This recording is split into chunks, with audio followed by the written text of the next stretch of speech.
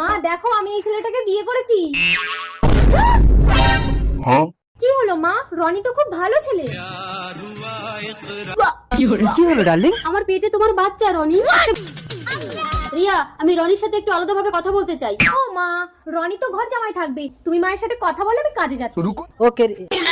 ভালোই তো মেয়েকে বস করেছো। যে মেয়ে আমার ঘর থেকে বার হতো না সে আজ কাজে চলে যাচ্ছে। দেখবে রিয়ার কাছে তোমার আসল মুখোশটা খুলে দেবো। তাতে মনে হয় তোমার মুখোশটাও খুলে যাবে। তারপর তোমার মেয়েও তোমাকে শ্রদ্ধা করবে না। আর তোমাকে যদি আমি বিয়ে করি সমাজে তুমি মুখ দেখাতে পারবে না। তোমাকে পাওয়ার জন্য আমি তোমার মেয়েকে বিয়ে করেছি। তোমাকে ছাড়া আমি বাঁচবো না ডার্লিং। বাহ বাহ বাহ, আমি তো আড়াল থেকে সব শুনে নিয়েছি। মা আমাকে তুই ক্ষমা করে দে রিয়া। আরে কি করছো মা? মা সেদিন আমি তোমার প্রেগন্যান্সি কিটটা দেখে ফেলেছিলাম। দেখলাম তুমি প্রেগনেন্ট। তারপর অনেক চেষ্টা করে আসল কৌতূহলটা জানতে পারলাম। নকল বিয়ের নাটক করে রনিকে ঘরে আনলাম। মা আমি বড় হয়েছি, অল্প বয়সে স্বামী হারানোর জ্বালাটা আমি বুঝি। এই যে বাবু বাবা, আমার মাকে কিন্তু লক্ষ্য রাখবে।